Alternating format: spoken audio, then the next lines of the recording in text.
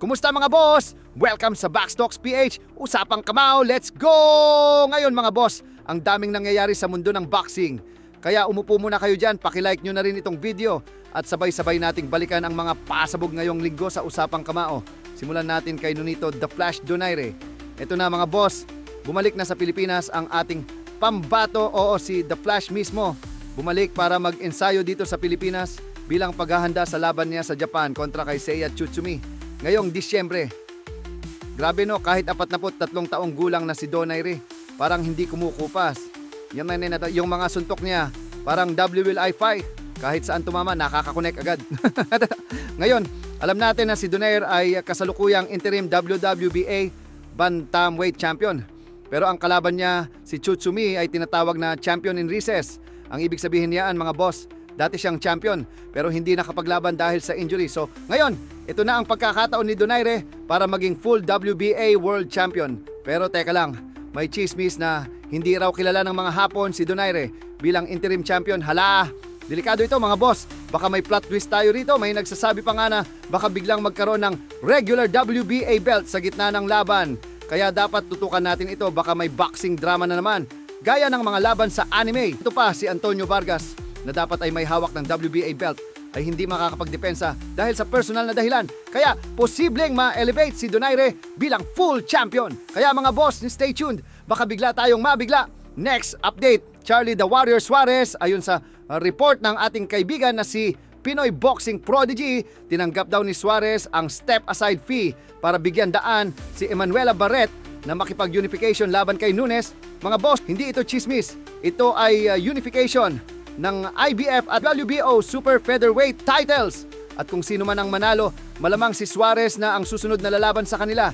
Sana nga no, kasi 2 beses na siyang nadali ng malas.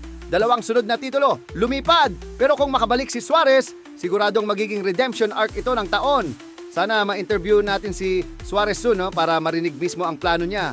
Kung baga, gusto nating marinig mula sa kanya kung handa pa bang bumawi si Warrior. At eto na mga boss, Quadro, ang last update. Alam na alam nyo na kung sino ito, ang walang takot at walang preno, John Riel Casimero. Kamakailan lang nag-post siya na may plano raw siyang makalaban si Luis Neri.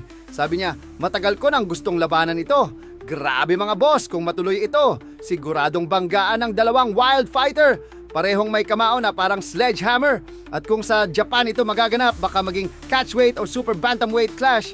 Pero eto hindi biro kalaban si Luis Neri. Ito yung taong minsan nagpatumba kay Naoya Inoue. Ibig sabihin, legit beast din ito mga boss. Kaya dapat si Casimero todo kondisyon, hindi pwedeng pa-cute mode. Sabi nga ng netizens, Tol Casimero, wag puro live, baka suntok mo maging buffering. Pero in fairness, kung matuloy ang laban, ito na siguro ang pinakamainit na Pinoy versus Mexican showdown ng taon. At ngayon, lumipat tayo sa international scene. Si Conor Benn mukhang muling makakatapat si Chris Eubank Jr. Naku mga boss, siguradong mainit na naman itong laban na ito. Lalo na at kinuha ni Eubank si Bomac McIntyre, ang legendary coach ni Terence Crawford. Alam nyo na ibig sabihin yan, hindi siya nagbibiro. Mukhang maglalabas ng technical masterclass si Eubank para i-outbox si Benn. Kung pagbabasehan ang unang laban nila kapag in-outbox si Conor Benn, parang nawawala sa GPS. Hindi alam saan tatama ang suntok. Pero syempre, wag din nating maliitin si Benn. Gusto niyang patunayan na kaya niyang bumawi. Kung matalo ulit siya, nako boss, siguradong emotional damage yan sa career niya.